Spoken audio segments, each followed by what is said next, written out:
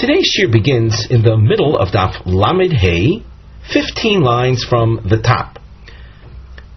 We continue with the double underline marking scheme that we introduced in our previous shiur. We can glance at the upper part of our marked daf, where we have from our previous shiur the nosei mivne heading. The double underline indicates Tanoyim delo dorshe mechartzan v'adzag v'lame prat klal uprat minayin lohem mida zu.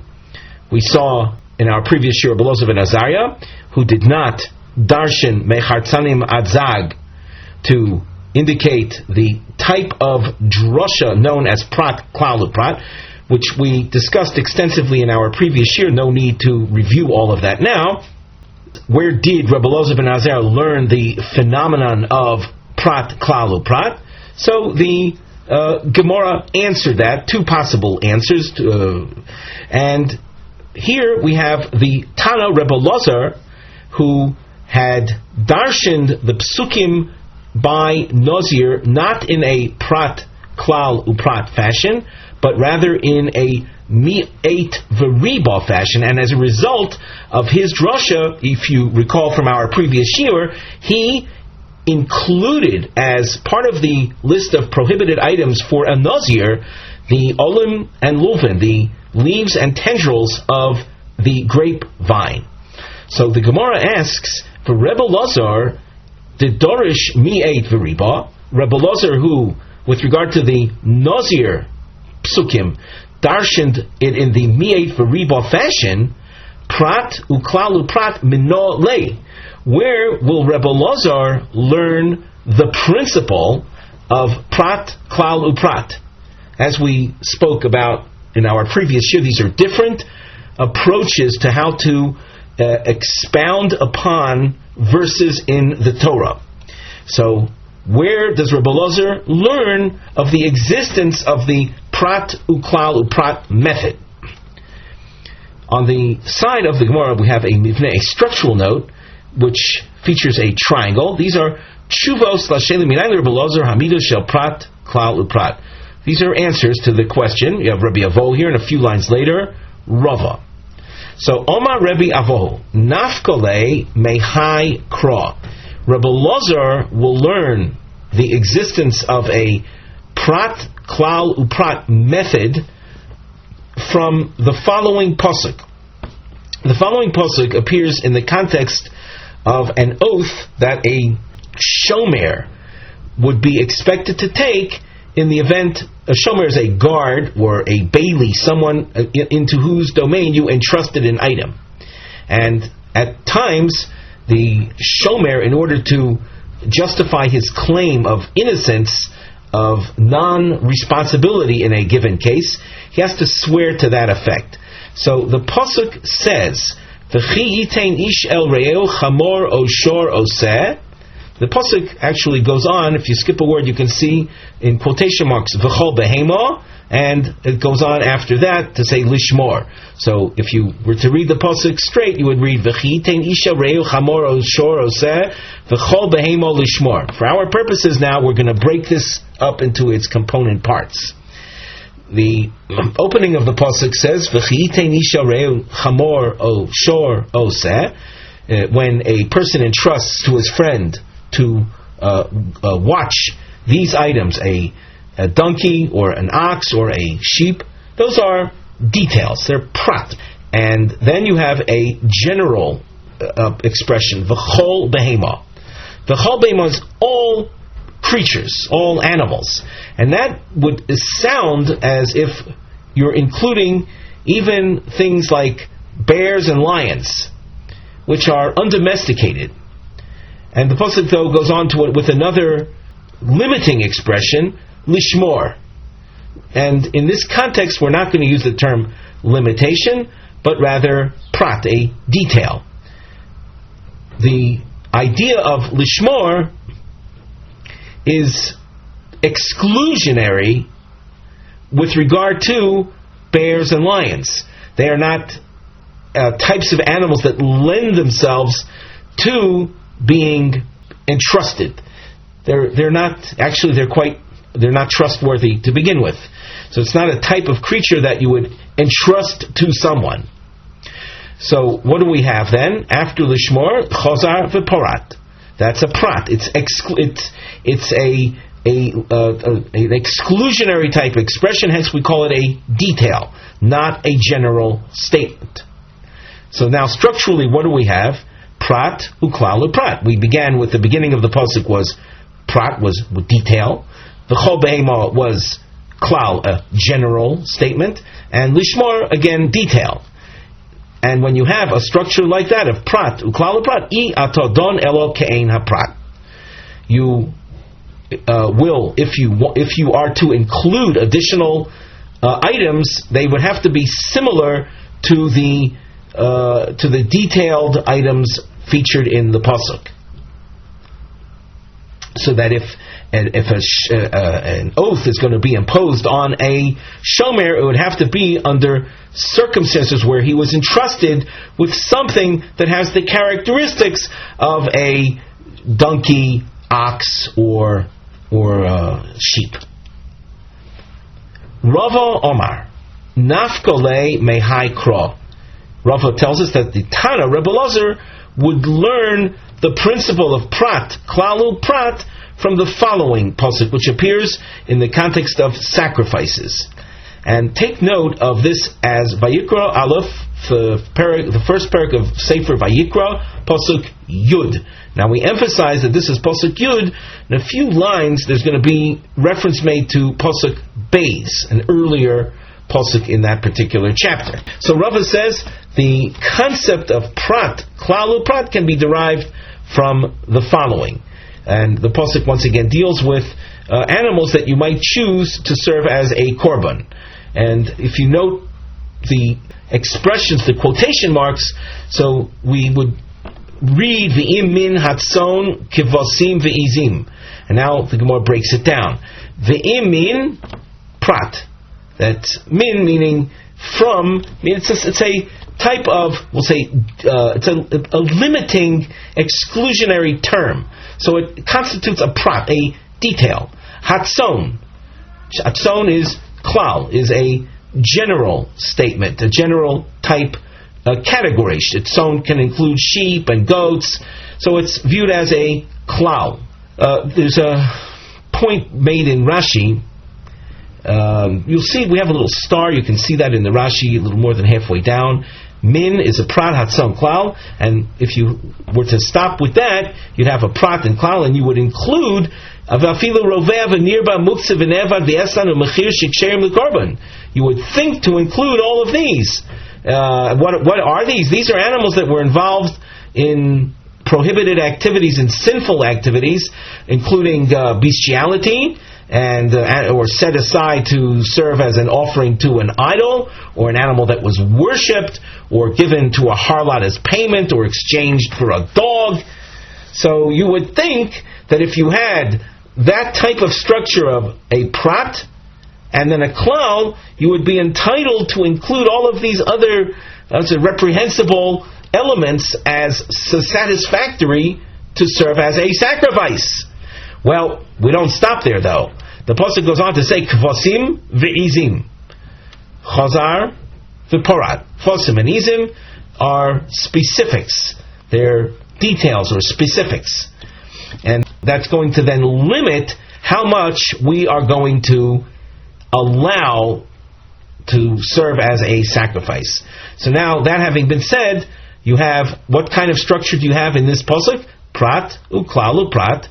And we tell you, I atodon elokein prat. That's the rule, the tradition on how you deal with the pasuk having this type of structure. You are able to include items, but they have to be ke'ein haprat. They have to be like the specifics mentioned in the pasuk, so that we're not going to include the items mentioned in the previous Rashi of Rovea, Nirban, Muktzeh, Nevad, Esan, and Mechir. We're not going to include all of those things. However, we will include animals that were used under forbidden circumstances. For example, you plowed with an animal on Shabbos. So an Isur Shabbos, an Isur Melacha, a prohibited Shabbos activity was done with an animal.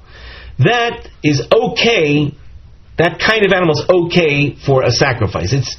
It's not a nice thing that was done, but it's certainly not bestiality. So that will be included as being acceptable for a sacrifice. So we're including, but not including as much as I would have had I not had that final prat.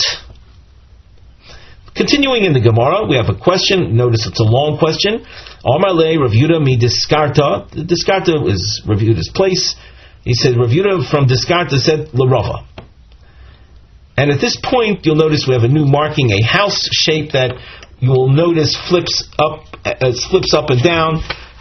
This is a ma'akav, and it's featured on the side of our Gemara, an attempt to keep track of the give and take. So with the point facing up, we call this hatza'ah. Hatza'ah means a suggestion, and the inverted house is the rejection. So Rav Yehuda says to Rava, I have a suggestion. V'leilif min hodein kra.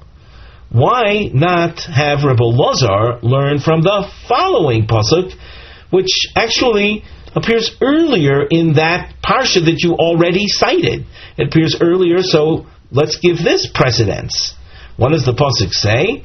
And you'll see, again, if you follow the quotation, the words in quotation marks, you can see min habehema bokar v'tzon. This is also in the parsha of korbanos. What animals can you use to serve as a sacrifice? So the pasuk says min.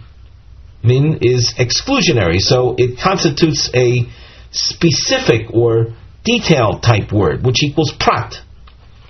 Ha-behema equals klal. That's a general category.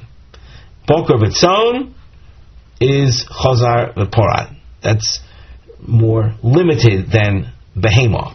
In fact, the term behema can refer also to undomesticated kosher variety animals, like deer. The term bokar and son, bokar is cattle, and son sheep and goats, so that's limited. It's more limited than the word behema, which certainly includes bokar and son, and even includes chayas. So what do we have? We have bokar and son chazar v'porat. Now, what is the pasuk? What is its structure? Prat uklal uprat. We started with a prat, the word min. Habem was a klal, and then it continues with another prat. And the rule states, I'atodon elokein haprat. And as a result of this, remember we suggested that the word habehema, the klal word here, would include chayas. So if I would have had just the prat and then the klal, I would have said that a chayan, undomesticated kosher variety animal, is kosher as a korban. Therefore, you have then the second prat that follows the klal that excludes that. And that's what the Gemara means when it says, I'atodon elokein haprat. You can't include as being acceptable for korban only things that are similar to the details, and a chaya is not similar to the detail in this pasuk. So what's our question? Why does Rava say that the Tana Rebbe Ozer learns from pasuk Yud the principle of prat, klal, uprat, when he could have learned the principle from the earlier pasuk Beis, in that very parsha? Omar le, so Rava responds, min hai leka lemishma mino.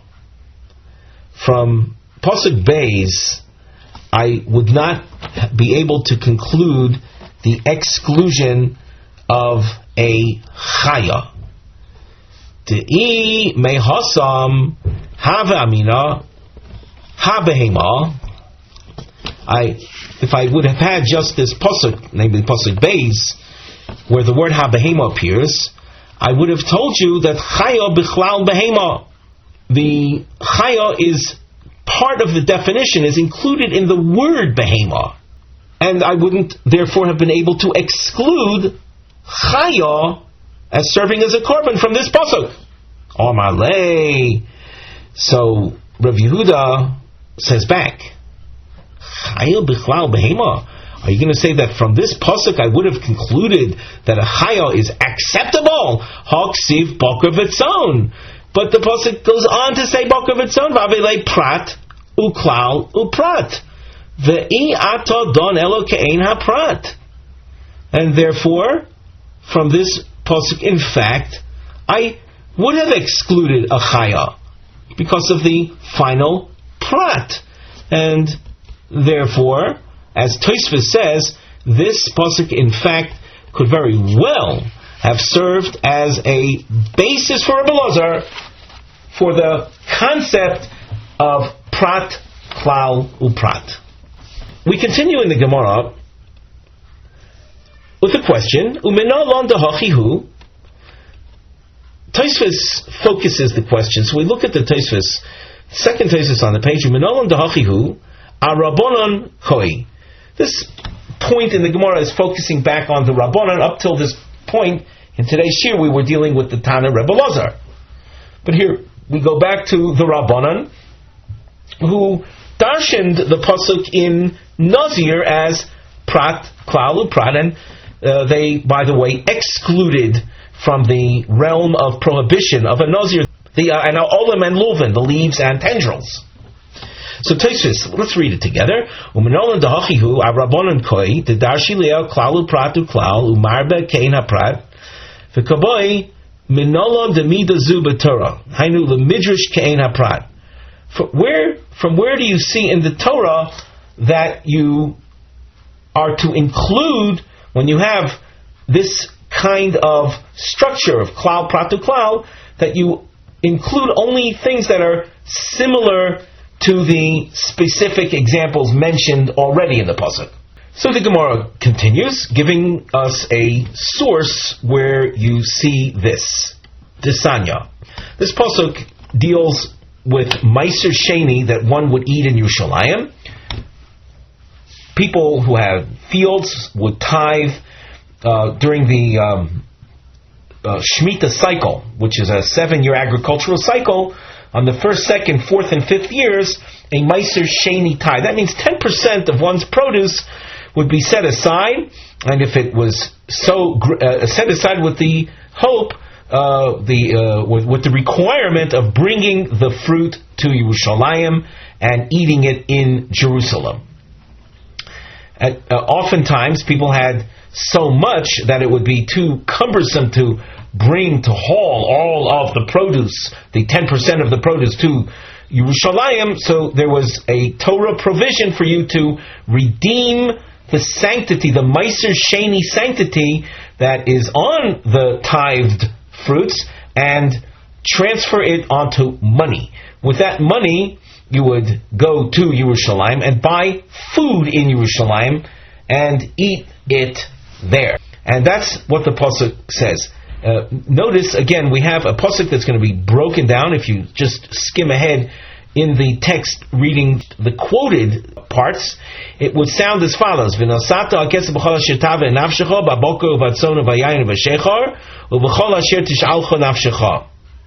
we're going to break that down. You'll use your money that you redeemed, upon which you redeemed the meiser sheni sanctity. You'll buy with that money whatever you desire. Well, klal, that's a very general statement. Buy whatever you desire. But it goes on to say, cattle, sheep, wine, and shechar.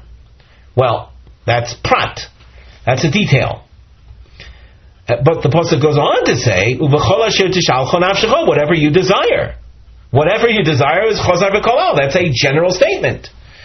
Klal upratu klal, iyatodon elo ke'ein haprat. Well, when you have a structure like this, you are entitled to include more items in the pasuk, provided they have the characteristics of the specifics that were mentioned in the pasuk. Mahaprat mefurash pri mi pri v'gidulei karka. Just like the details have these characteristics. Pri mi pri, well, literally means fruit from fruit. We speak about people or creatures being fruitful. In other words, reproducing one from another. A cow produces a cow. A calf, if you want to be very precise. A sheep produces a lamb. That's pri mi pri. The lamb coming from the sheep.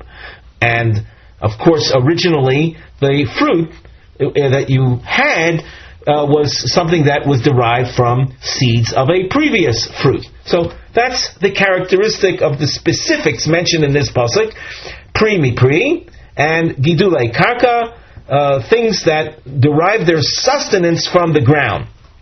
Now, and fruits and vegetables, they grow directly from the ground. Even animals are considered gidulei karka, because we don't translate gidulei karka meaning things that grow up from the ground, but things that are sustained from the ground. Animals eat that which grows as their food. They eat grass, for example. So animals are called gidulei karka. So with that in mind, if you want to include additional items as to what's acceptable to purchase with your Meiser Sheni money, af kol pri mi pri v'gidulei karka. Anything else that has those characteristics. For example, birds. On this, we have a little note on the side which we which was taken from the commentaries here. The note reads on the side of the Gemara by the star. It says, "Oifos, birds, fowl, doimim leprat betray stodin," is similar. Birds are similar to the details mentioned in the pasuk, the Boker Tzon, in two aspects. Number one, pri mi pri. Birds produce chicks from themselves, and gedelin min hakarka, they eat food from that which grows from the ground. So birds are quite parallel to the examples mentioned in the pasuk. Dogim, on the other hand, fish, doimim rak bechad tzad. Fish are similar to the details in the pasuk, only with regard to one aspect of these characteristics. And what is pri mi pri? Fish produce fish. Aval einon gidelin min hakarka. Their sustenance is not from the ground. Their sustenance is from that which is found in the seas. That the seas is not karka. So we were asking, where did the Rabbanon see that when you have a klal, pratu klal, you darshan ke'ein haprat? We see that clearly in the case of Meiser Sheni, in which we include as to items that you're allowed to buy with the Meiser Sheni funds, you can buy even birds, chickens, and eat them.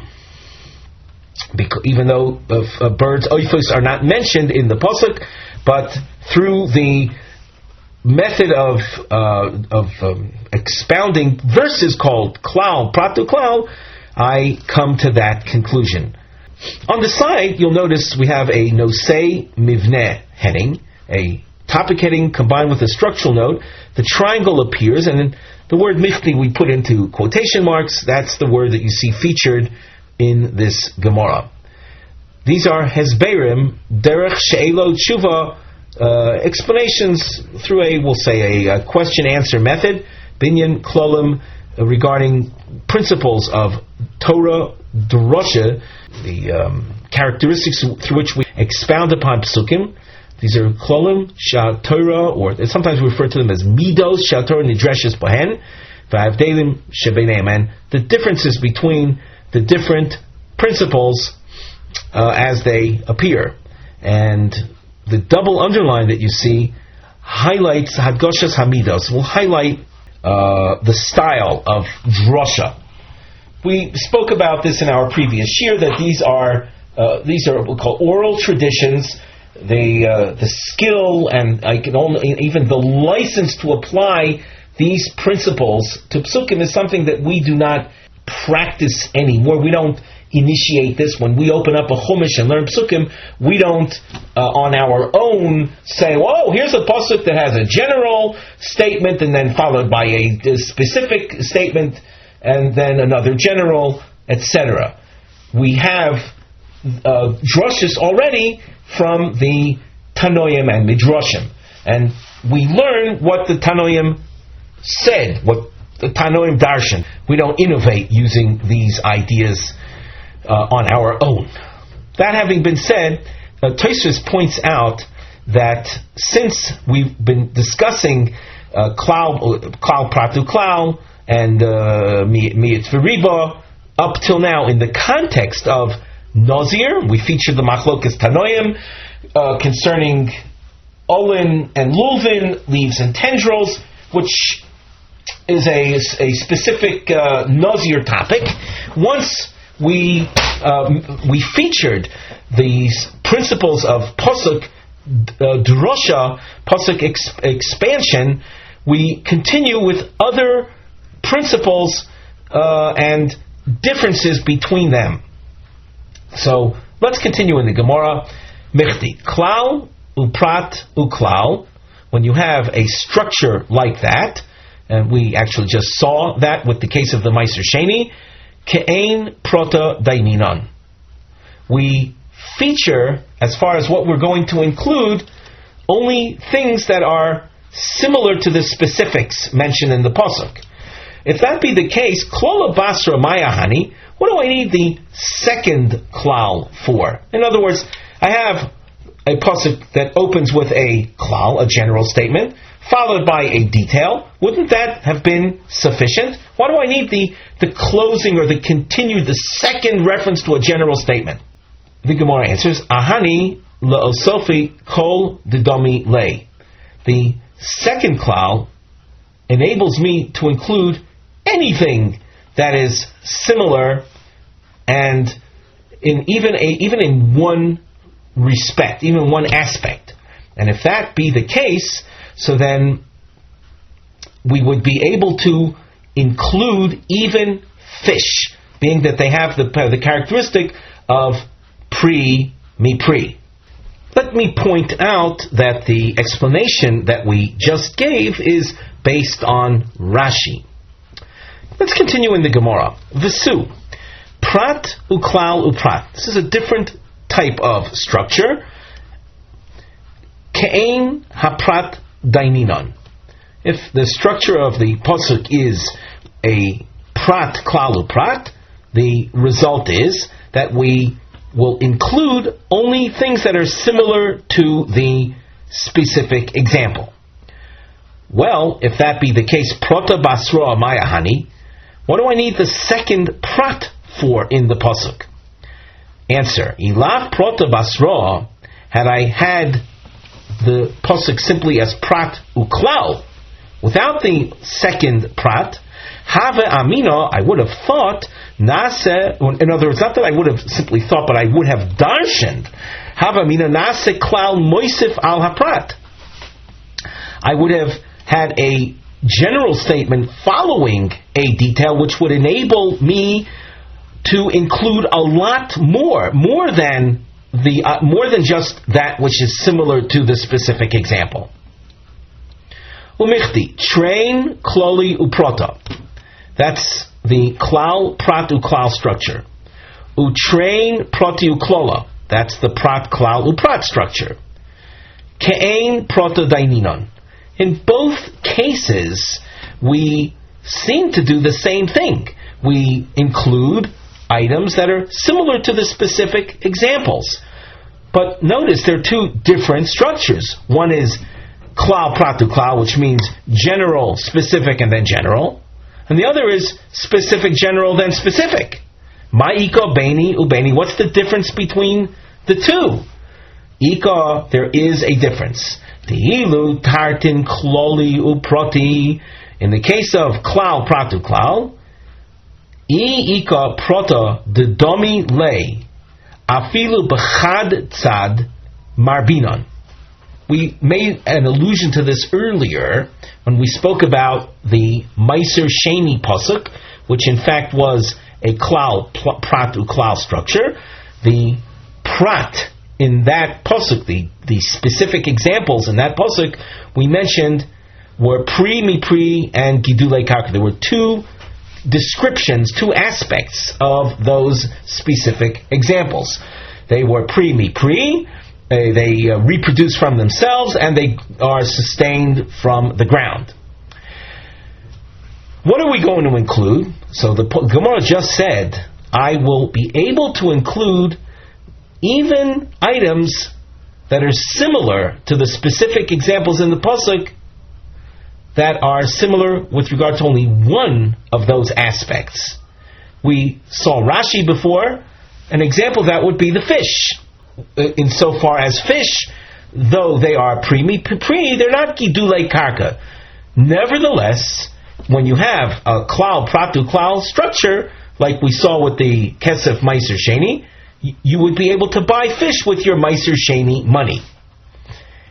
However, if the structure is, let's continue in the Gemara, trei protiu klala, which means prat klalu prat, and you want to include more things in from that pasuk, we will tell you ika prata dudami mishnei tzadin marbinon bechad tzad lo marbinon.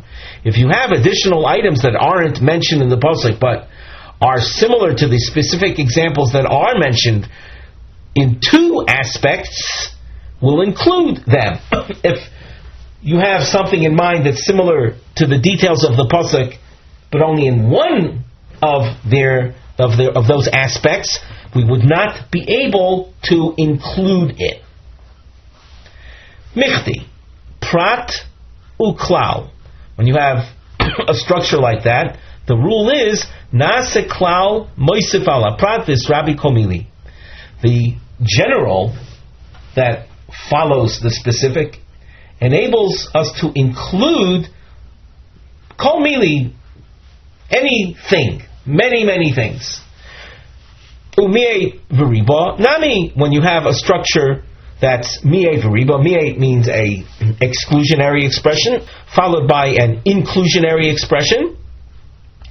Nami riba hakol vis rabbi kol mili. There too we say everything can be included.